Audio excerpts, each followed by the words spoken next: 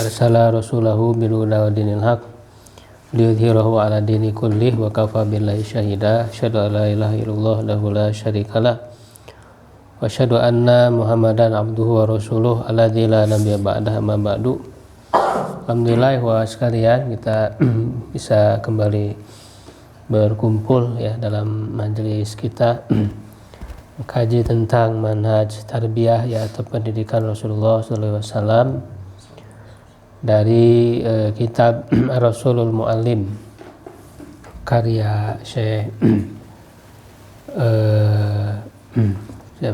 Abdul Fattah Abu Ghudar rahimahullah, melanjutkan pembahasan sebelumnya tentang dorongan ya dari Rasulullah untuk melakukan aktivitas belajar mengajar.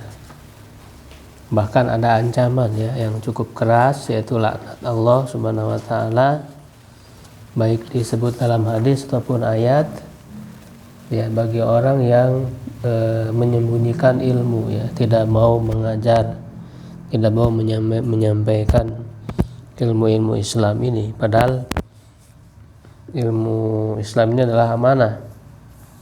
Ya, amanah ilmu ada dua ya, sebenarnya sudah kita bahas, yaitu diamalkan dan disampaikan. Di halaman 18 ya, ini ada komentar ya terhadap hadis tersebut dari guru beliau ya, guru penulis ya, waqala syekhuna wa ustadzuna berkata syekh kami dan ustadz kami al-allamatul jalil ya, Mustafa Az-Zarqa, Syekh Mustafa Az-Zarqa rahimahullah ta'ala, fi kitabihil azim, dalam kitabnya yang mulia, al-madkhalul fiqhil am, madkhal ya, pengantar ilmu fikih umum. Ya, jadi Syekh Mustafa Az-Zarqa ini terhitung ulama kontemporer ya.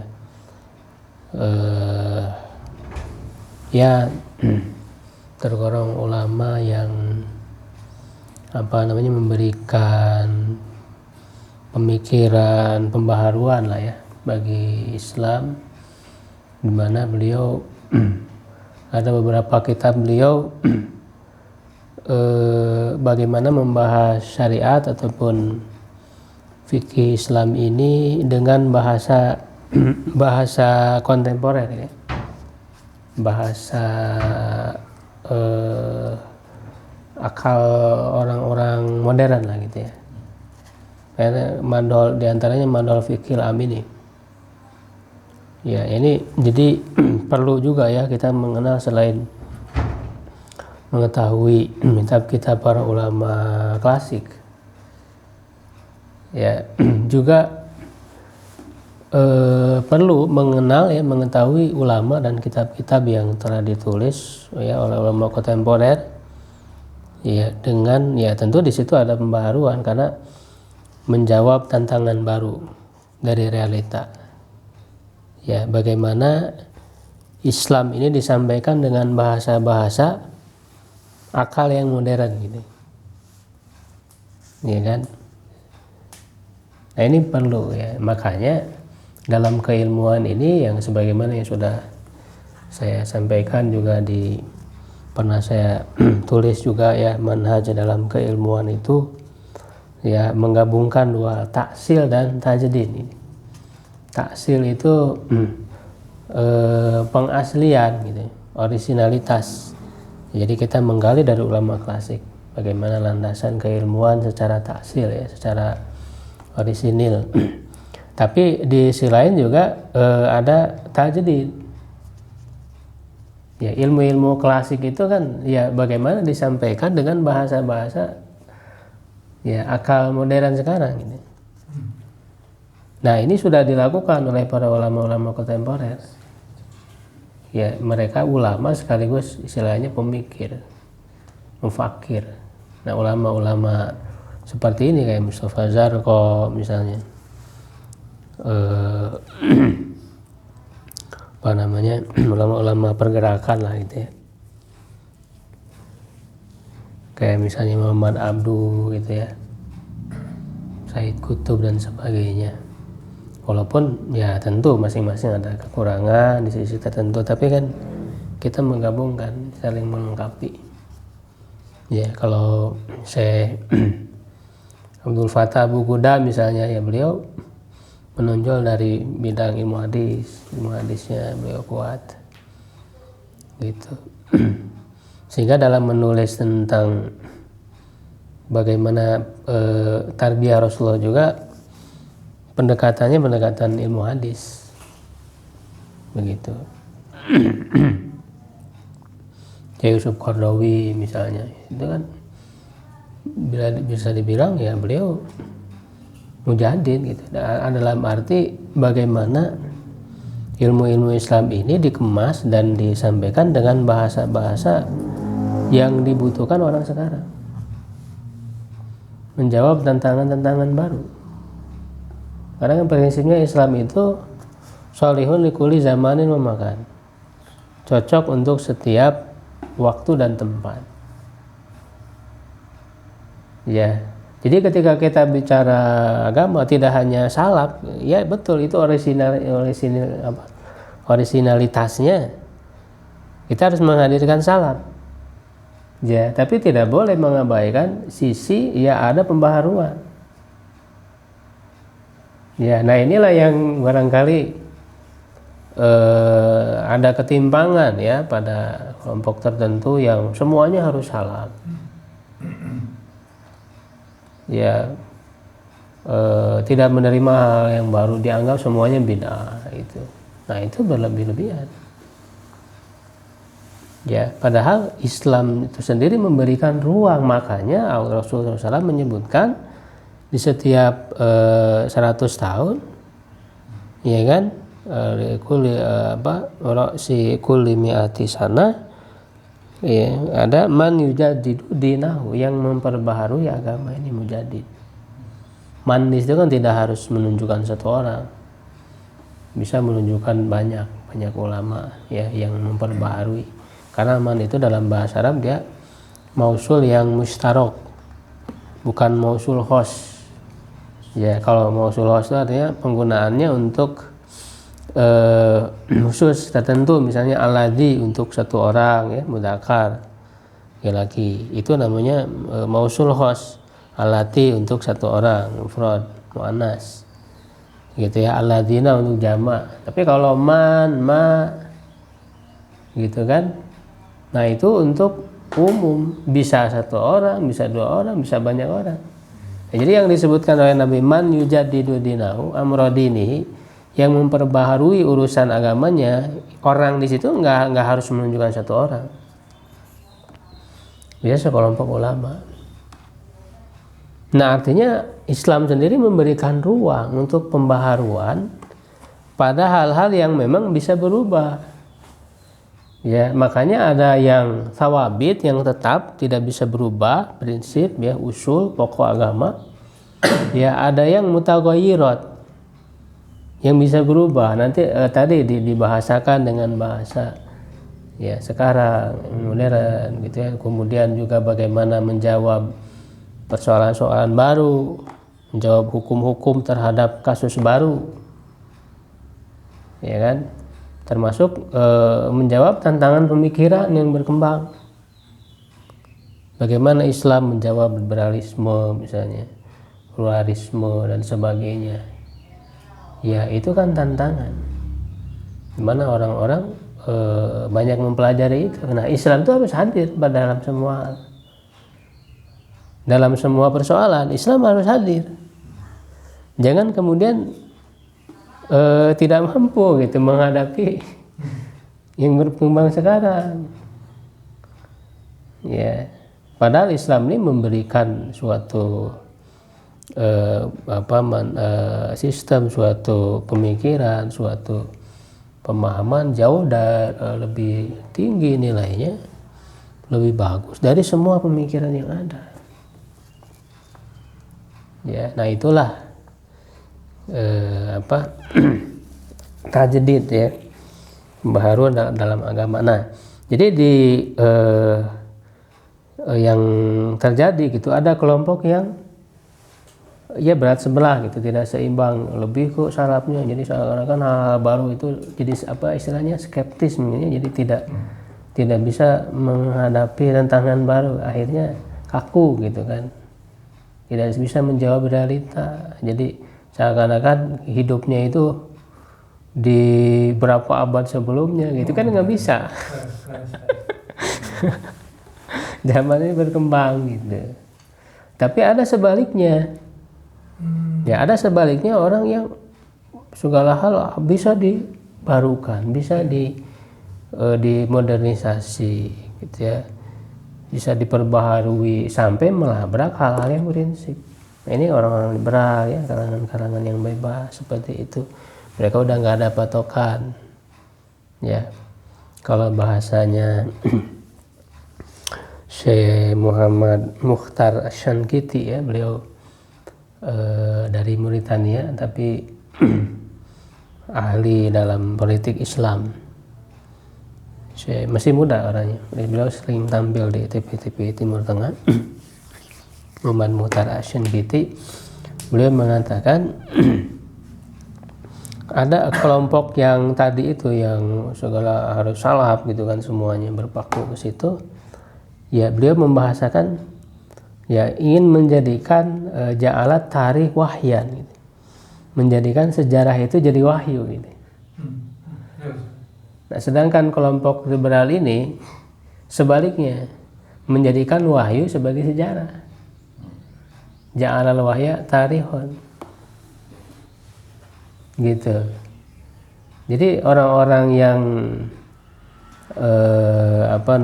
segala hal harus salaf ya, tidak menerima pembaharuan, ya itu kan, jadi kita harus melihat apa yang terjadi di zaman Rasul, di zaman sahabat. Ada yang memang kaidah-kaidah umum gitu, prinsip-prinsip yang bisa digunakan ya di setiap waktu dan tempat. Ada yang memang terikat dengan realita ketika itu, konteks zaman ketika itu, sejarah. Ya harus bisa membedakan gitu. Nah, orang-orang yang jumud terpaku kepada masa lalu yang sebetulnya itu adalah sejarah, artinya tidak terlepas dari konteks zaman ketika itu, mau diterapkan ke zaman sekarang. Jadi ingin menjadikan sejarah sebagai wahyu gitu. Dan sebaliknya orang-orang liberal itu ya menjadikan wahyu ini jadi sejarah, tidak suka, udah nggak berlaku lagi, artinya hal-hal yang prinsip mereka labrak. Nah ini ya, jadi ini sedikit cuplikan ya dari ini. Jadi kita perlu mengenal ya kayak ulama-ulama yang bagaimana mereka sudah berusaha ya dalam membarukan Islam. Khususnya ketika membahas misalnya fikih Islam, ini Syekh Mustafa Az-Zarqa'i ini dalam kitab beliau ada Madhul Fiqhil ada Madhul ya hampir rata-rata tentang fikih tapi dengan bahasa-bahasa kontemporer gitu. Ya, saya seperti halnya saya Yusuf Qaradawi. Jadi membahas fikih itu tidak hanya dalam konteks klasik gitu, zaman klasik, tapi betul-betul disesuaikan dengan konteks zaman sekarang. Orang dulu di zaman dulu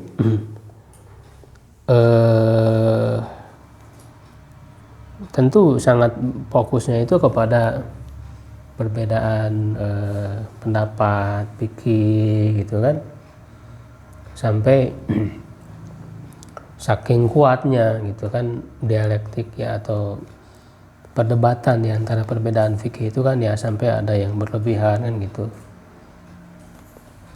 dalam tataran khilafiyah fikih ya. Tapi kalau lihat di zaman sekarang ya memang itu ada ruangnya gitu, tetap itu juga dibahas sehingga umat perlu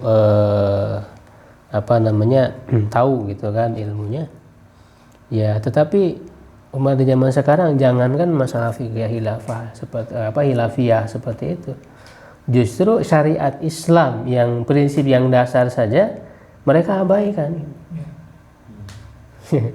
Prinsip syariat yang dasar saja mereka abaikan. Ya, dan mengabaikan itu bukan hanya sebatas pengaruh ya, dari diri individu ya karena malas atau karena hawa nafsu, tapi kalau kita lihat dari di sekolah atau di kuliah mereka itu seakan-akan mindset seperti itu sudah menjadi sistem gitu, sudah suatu hal yang diajarkan gitu di kampus-kampus itu, jadi pola pikir mengabaikan syariat itu kan gitu. Ya, bukan karena hawa nafsu dari individu saja gitu, tapi memang ada pola pikir yang paham-paham yang disebarkan. Sistemik. Jadi sistemik, jadi syariat, jadi menjauh dari syariat itu kan begitu.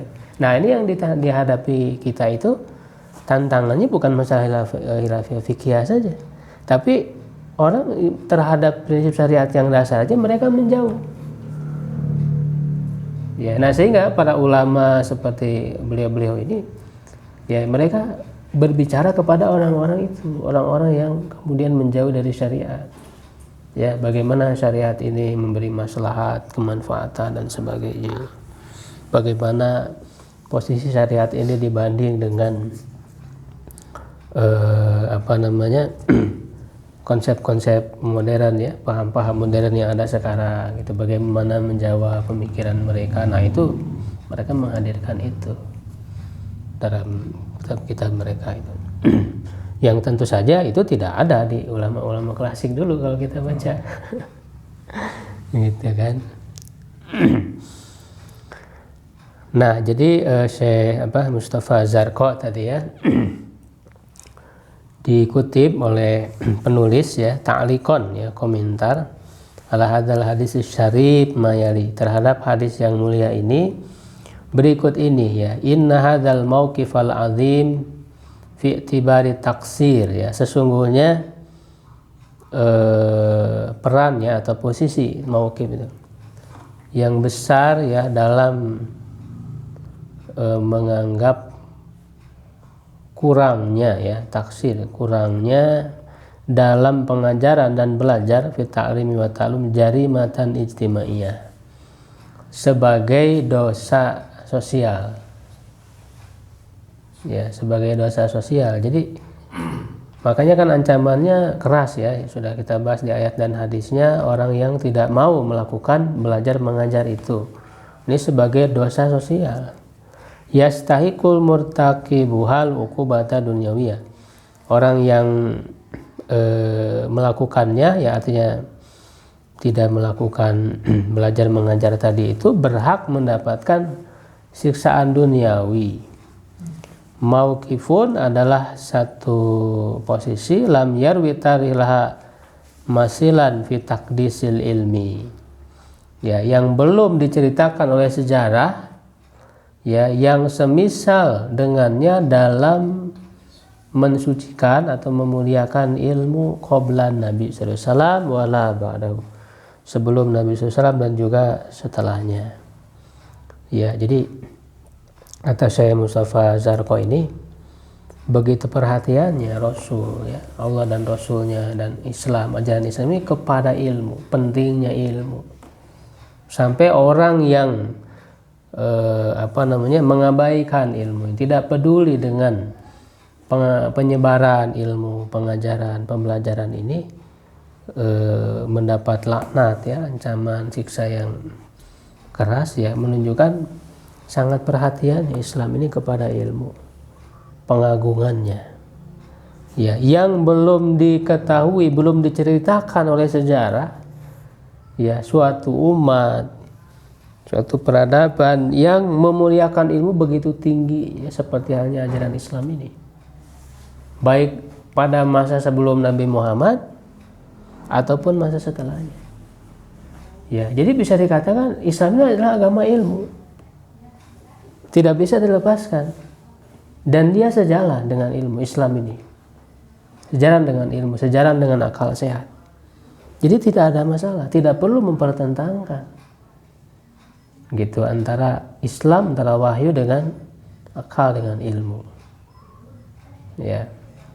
Dan terus setelah zaman Rasul ya, para ulama menjunjung tinggi ilmu itu yang memang prinsipnya adalah memberi manfaat.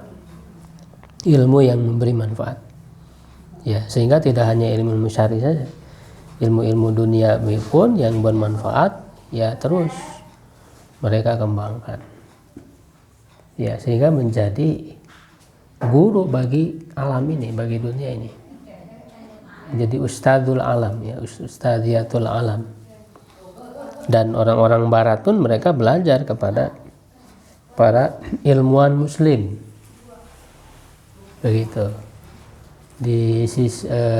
Pada saat justru ada pertentangan barat itu dulu antara agama yang mereka anut ya, Kristen, dengan kekuasaan gerejanya gitu kan. Ya, itu kan terjadi benturan yang sangat keras ya dengan ilmu pengetahuan. Sampai orang-orang yang belajar ya ilmu pengetahuan yang kemudian berbeda dengan doktrin gereja, yaitu harus disiksa dengan luar biasa. Ya, tapi pada saat yang sama Islam dengan ilmu bisa jalan. Sedang berada di puncak kejayaannya gitu. Tidak ada masalah. Ya, nah Barat ini mengalami sejarah itu, pertentangan antara agama dan ilmu, sehingga karena yang mereka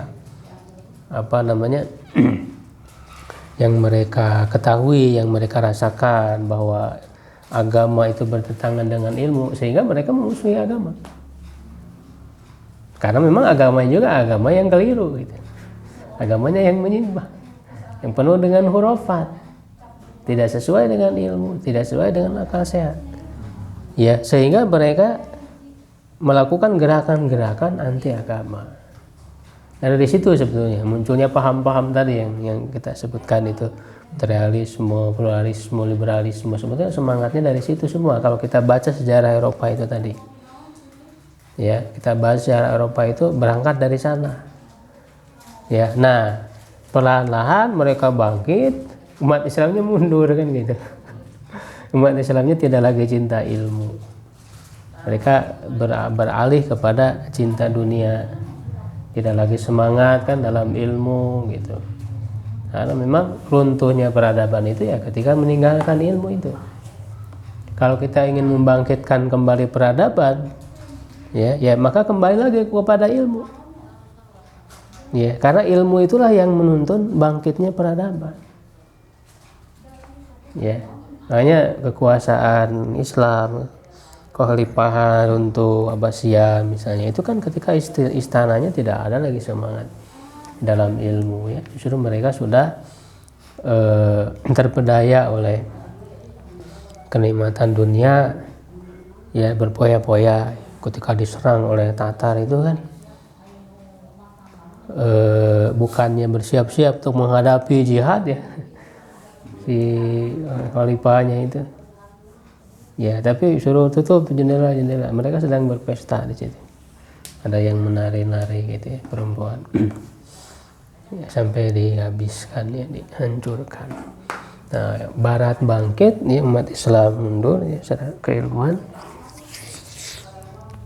karena ya manhaj mereka itu tadi memusuhi agama kan, anti agama ya, maka mereka menyebarkan paham-paham itu ya, dan mempengaruhi itu kepada semua negara Islam seiring dengan penjajahan, terjadinya penjajahan. Ya, penjajahan itu kan tidak hanya mereka meraup kekayaannya saja ya, tetapi juga menyebarkan pemikirannya dan sebagainya. Ya.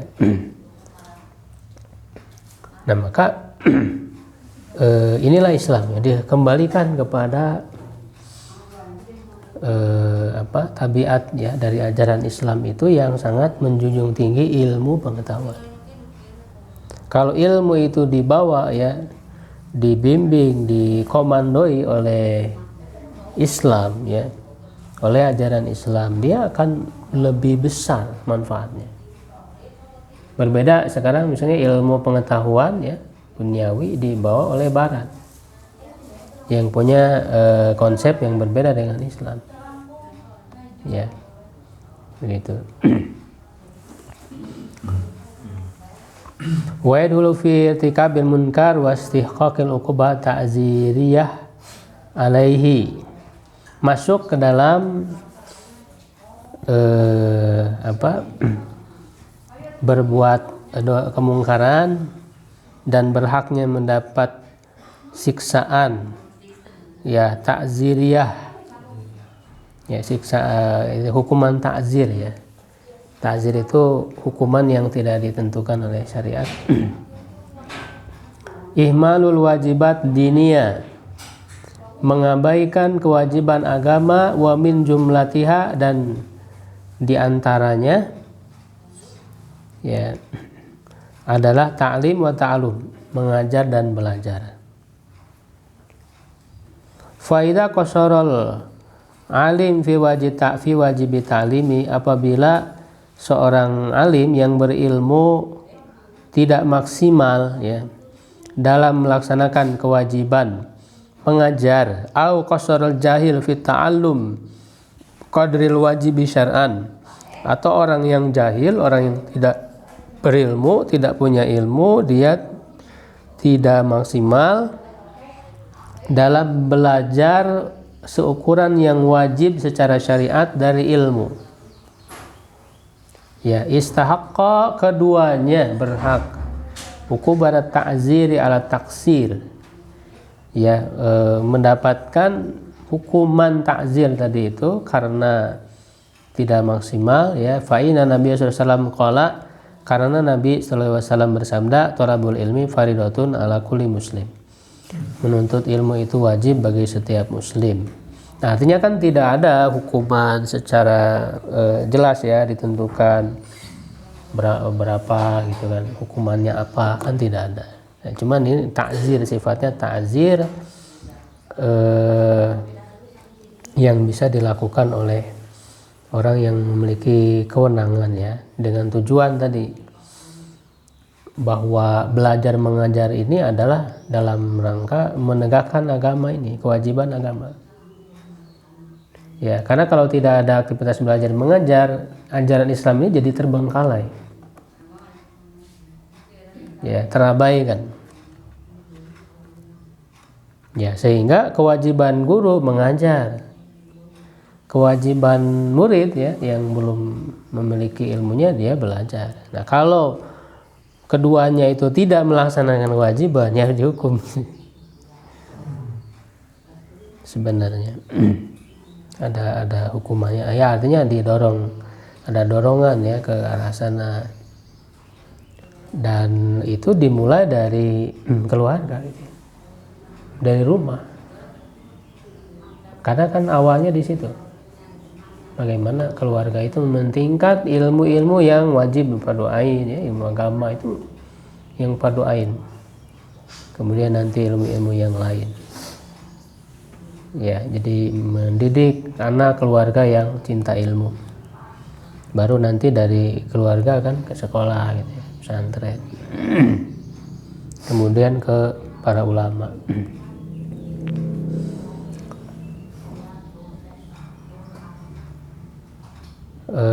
Walabdul muslim, dan lafad Imam Muslim huna yasmalu rajul wal mar'ah, mencakup laki-laki dan perempuan, li'annal hukma manutun bisifatin mushtarakah yal Islam ya, karena hukumnya itu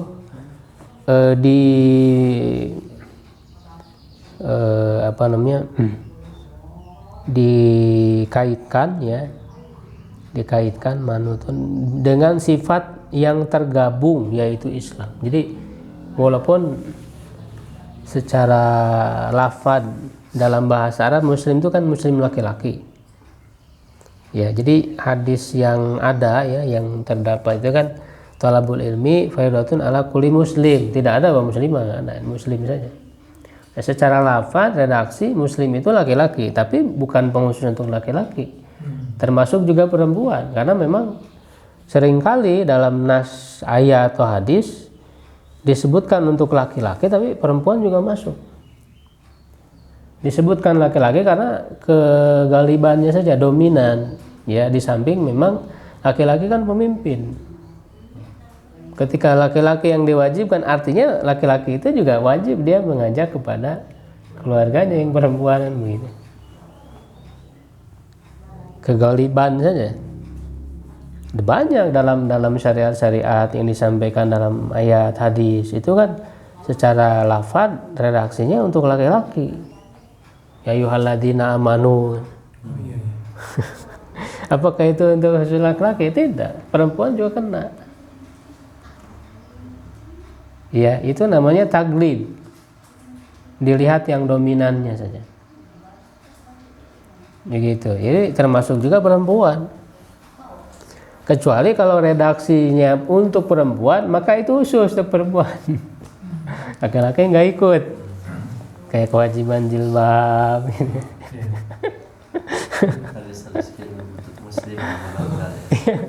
Iya. Jadi kalau hitabnya kepada perempuan itu khusus untuk perempuan. Kalau hitabnya ke laki-laki, perempuan juga masuk. Kecuali memang ada pengkhususan untuk laki-laki, ya. Nah, jadi termasuk perempuan juga. Karena memang yang dilihat di redaksi kulli muslim bukan laki-laki atau perempuannya, tapi sifatnya itu Islam yang ada di situ. Ya, jadi siapapun yang mengaku muslim, dia adalah orang Islam, laki-laki atau perempuan, maka wajib baginya untuk menuntut ilmu.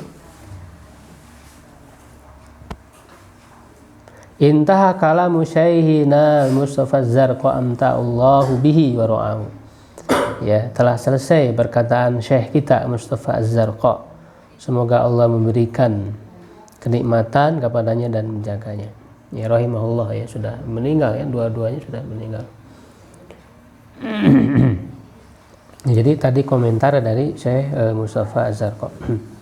Wa udifu ilaihi fima yata'allaqu bihadis, dan aku tambahkan, ya, kata penulis, padanya apa yang berkaitan dengan hadis talabul ilmi fardhatun ala kulli muslim tadi, annahu lamma nata Nabi sallallahu alaihi wasallam fardhu talabil ilmi bitisafil mar'i bil Islam.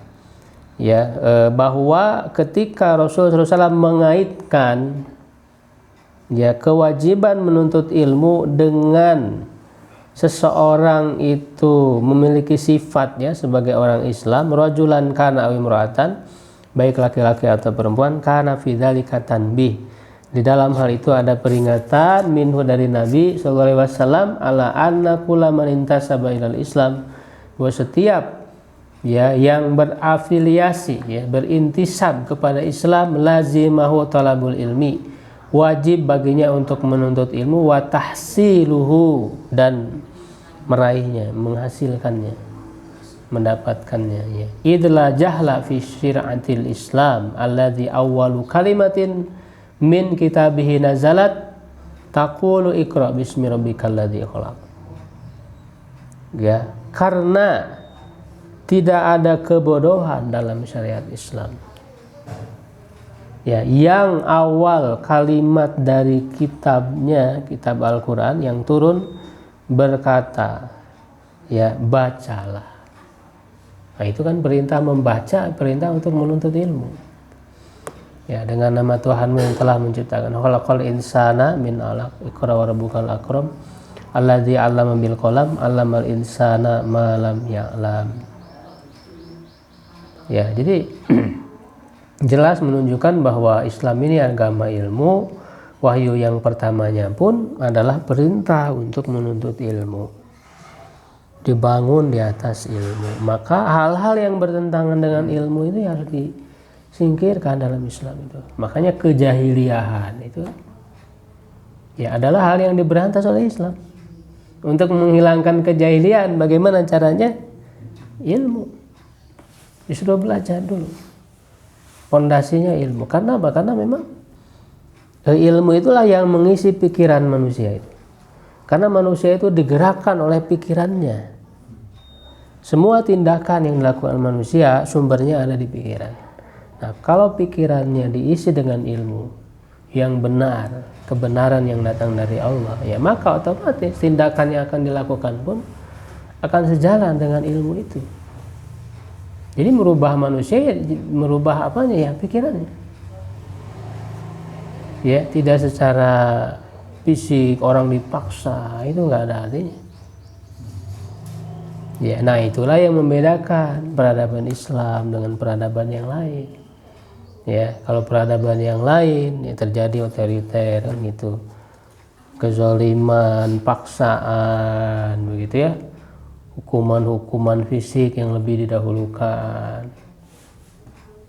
Ya, Islam tidak, dibangun dengan ilmu dulu, orang suruh belajar dulu. Ya, makanya dalam periode Mekah 13 tahun itu belum ada perintah hancurkan patung, belum ada. Ya, karena itu adalah proses agar dibuka dulu pikiran mereka, menyentuh pikiran dulu. Ya, turun ayat-ayat yang mengajak berpikir. Ya, bagaimana buruknya menyembah patung itu kan sedemikian rupa Al-Quran menjelaskan itu agar orang kemudian mau berpikir menggunakan akal sehat. Ya, ketika pikirannya sudah terbuka, ya masuk gitu ya logika akal sehatnya. Ya, mereka kemudian beriman, meyakini. Kalau sudah seperti itu, ya nggak usah disuruh. Nggak usah disuruh. Mereka sendiri yang akan menghancurkan itu. Dia akan meninggalkan itu. Ya, jadi makanya untuk merubah ya peradaban dari ya dengan proses ilmu tadi itu, belajar mengajar itu, untuk merubah orang itu. Karena yang dirubah adalah pikiran. Karena pikiran adalah akar kepribadian. Ya, akar kepribadian orang itu ada di pikirannya. Ya, karena setiap orang tuh nggak ada yang mau dipaksa, itu nggak ada. Nah, fitrah manusia karena sudah dibekali pikiran. Makanya ya sampai dikatakan manusia itu lahir dalam keadaan merdeka. Ya, makanya tidak ada perbudakan, karena perbudakan itu ya artinya melecehkan, merendahkan akal pikiran manusia itu. Ya, sampai kan Umar mengatakan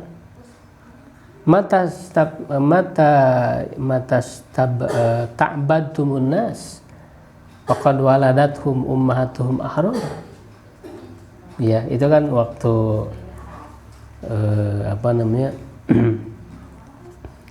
menghadapi kasus ya yang mengadu rakyat Mesir ya, karena diperlakukan tidak adil oleh anak dari gubernur Mesir, Amr bin As.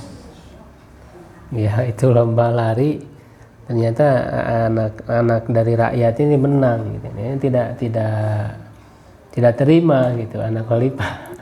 Ya, sehingga dipukul gitu. Ya, nah, rakyat dari Mesir itu kan langsung mengadunya, kan gubernurnya bapaknya gitu ya. Dia tidak mungkin ngadu ke bapaknya. Dia ngadu langsung kepada Umar bin Khattab, pada khalifah. Ini luar biasanya bagaimana kekhalifahan ya, pemerintahan Islam itu. Sehingga Umar bin Khattab itu ya langsung ya yang dia kirimkan apa? Tulang. Ya, mengirimkan tulang kepada Amr bin As di garis pakai garis pedang gitu. Jadi bahasa isyarat aja kirimkan ke Amr bin As. Ya, melihat itu gemetar gitu kan, Amr bin As itu. Ya, ini menunjukkan bahwa orang beriman itu ya komunikasinya bahkan dengan bahasa isyarat itu sudah paham. Enggak, tidak harus. Sekarang kan alat komunikasi segala macam, tapi tetap aja salah paham. Demo masih tetap banyak salah paham. Dulu belum ada alat komunikasi WA gitu, kirimkan tulang pakai garis pedang nggak paham. Itu kan isyarat bahwa kamu ini kan jadi tulang seperti ini. Ya, sampai kan datang Umar bin As itu dengan anaknya ke Umar bin Khattab. Ya, sampai diadili oleh Umar itu. Ya, itu keluar kata-kata yang tadi. Matas ta'badtumun nas faqad waladatum ummatum ahrar. Kapan saja kamu memperbudak manusia, sungguh ibu-ibu mereka telah melahirkan mereka dalam keadaan merdeka. Gitu. Sehingga tidak ada perbudakan dalam Islam. Ya. Dan Islam telah memberikan solusi hilangnya perbudakan. Bagaimana cara menghilangkannya? Bertahap kan begitu. Yaitu tadi mengubah pola pikirnya dulu. Karena sudah jadi tradisi masyarakat. Ya, jadi ketika kita bicara Islam kan bukan hanya bicara teori, tapi sudah ada fakta. Ya, sudah terbukti, sudah terrealisasi gitu. Dalam sejarah bagaimana Islam ini mengubah manusia. Makanya kalau syariat Islam ini diterapkan dengan penerapan yang benar, ya sesuai tahapan-tahapannya gitu. Nah itu akan hilang kejahatan, kriminalitas, ya akan jadi minimal, terminimalisir gitu ya. Bayangkan kan Arab itu kan tadi kental dengan perbudakan, kental dengan homer gitu kan, sangat mendarah daging. Homer itu menjadi kesukaan gitu yang sangat luar biasa, sampai-sampai sangat banyak sekali syair-syair yang memuji-muji Homer. Karena saking cintanya mendarah daging kepada Homer itu, bangsa Arab itu. Ya. Tapi Islam datang mampu itu menghilangkan itu. Dan itu secara bertahap. Makanya tadi di awal itu disentuh dulu pikirannya. Makanya syariat pengharaman Homer itu nggak sekaligus. Sampai ada 4 tahapan. Ya, dari mulai disindir dulu kan begitu, tattakhiduna sukaron wa rizqan hasanan. Ya, engkau mengambil dari dari anggur ya, dari anggur itu Homer ya, yang memabukkan dan rezeki yang baik. Nah, itu kan sindiran dulu, jadi disebut Homer dan rezeki yang baik. Berarti Homer bukan rezeki yang baik kan gitu. Jadi ada sindiran dulu. Ya. Kemudian nanti tahap yang keduanya yas'alunaka 'anil khamri wal maisir. Diajak berpikir dulu. Mereka bertanya hukum Homer dan judi ya. Qul fihima manafi ya, wa ismun kabir. Di dalamnya ada manfaat. Ya, ada manfaatnya gitu. Untuk menghangatkan badan dan sebagainya. Ya, tapi dosanya lebih besar. Madorotnya lebih, wa ismuhuma akbaru min nafihima. Diajak berpikir dulu kan begitu. Baru nanti tahap yang ketiga diharamkan di sebagian waktu kalau mendekati sholat. Ya kan? Ayatnya la taqrabus sholat wa antum sukara hatta ta'lamu ma taqulun. Jangan mendekati sholat kalian dalam keadaan mabuk sampai kalian menyadari apa yang kalian baca dalam sholat. Itu hanya mendekati sholat saja, belum secara mutlak diharamkan. Nah, baru ya di tahap yang terakhir itu tahun ke 3 ya kalau nggak salah, tahun 3 Hijriah ya diharamkan secara mutlak. Itu di surah Al-Maidah itu, innamal khamru wal maisir wal ansab wal azlam rijsum min amali syaitan fajtanibuhu la'allakum tuflihun. Innama yuridu syaitanu an yuqi'a bainakumul adawata wal baghdha fil khamri wal maisir wa yasuddukum an dzikrillahi wa anis sholati fahal antum muntahun gitu. Nah, itu udah pengharaman secara mutlak, secara keseluruhan. Ya, sungguhnya homer, judi, mengundi nasib dengan anak panah, menyembah berhala adalah najis, merupakan perbuatan setan. Ya, dan seterusnya disebutkan mandorot-mandorotnya. Ya, mengapa kalian tidak berhenti? Nah, ketika turun ayat itu diceritakan ya dalam sejarah Madinah itu banjir dengan homer. Ya, artinya semua ditumpahkan. Ya, bahkan ada yang minum dan minum. Ya, masih ada gitu ya. Ketika akan minum, dia mendengar turunnya ayat pengharaman homer secara total ya, maka langsung ditumpahkan. Ya, jadi luar biasa ya, Islam itu mengubah dari kejahiliahan kepada Islam. Dari orang yang sangat cinta kepada Homer, mereka bisa untuk menghindari itu semua secara total. Ya, secara total. Nah, itu karena tadi Islam ini mendidik manusia. Ya, dengan pendidikan yang sesuai dengan fitrah manusia.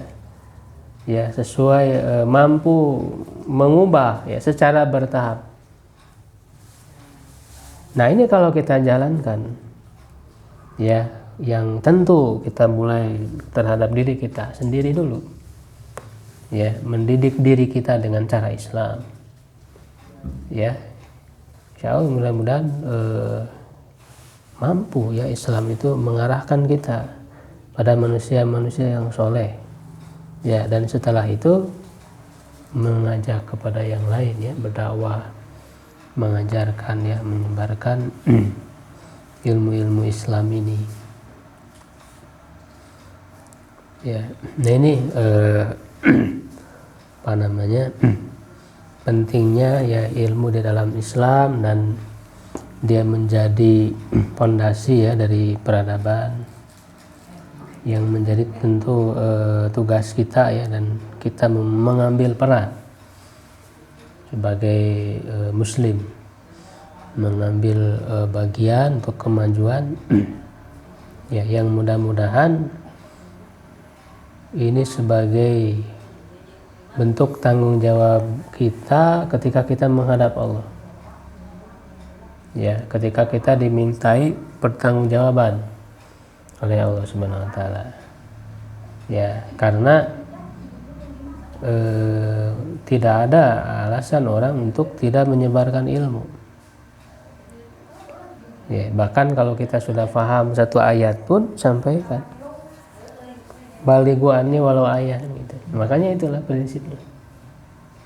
Menyampaikan ilmu itu. Ya, jangan sampai kita terkena syubhat ya, racun pemikiran bahwa ya urusi dulu saja kamu gitu kan. Itu kan orang-orang sekarang kan begitu. Syiarnya itu jadi syiar. Syiar mereka itu kan begitu, ngapain ngurusin orang lain. Ya kan, urus dulu aja dulu diri kamu kan begitu. Jadi perkataan ataupun pemikiran seperti itu jadi menghalangi adanya proses belajar mengajar, adanya dakwah, adanya amar ma'ruf nahi mungkar. Ya, orang lebih mementingkan diri sendiri. Ya, mau jahat juga ya jahat sendiri gitu kan. Dianggapnya tidak merugikan orang lain. Nah, ini sebetulnya pemikiran pemikiran yang pendek, itu pikiran yang pendek. Jadi kalau orang berbuat maksiat, berbuat dosa hanya untuk dirinya saja, ya kan, menganggap tidak ada dampaknya bagi yang lain. Padahal tentu akan ada dampak. Baik itu dampak yang nampak, terlihat ya, ataupun yang tersembunyi gitu. Ya, dan semua dosa pasti ada madorot. Ya, pasti ada madorot, dan madorot itu makanya ada dakwah, ada proses taklim. Ya, madorotnya itu bukan terbatas pada dirinya, tapi akan meluas, sehingga kan tadi akan masuk kepada dosa sosial tadi itu. Nah, pikiran orang-orang liberalisme gitu kan, materialisme, individualisme itu kan begitu. Ya, penting bebas, kebebasan. Ya, hak asasi manusia ya menurut cara pandang mereka. Orang mau berbuat apa saja silakan. Ya, dianggapnya ya yang ruginya dirinya sendiri. Orang lain tidak boleh ikut campur gitu. Ya. Nah, dalam cara pandang Islam tidak seperti itu. Justru kita hidup bermasyarakat itu hidup bersama. Ya.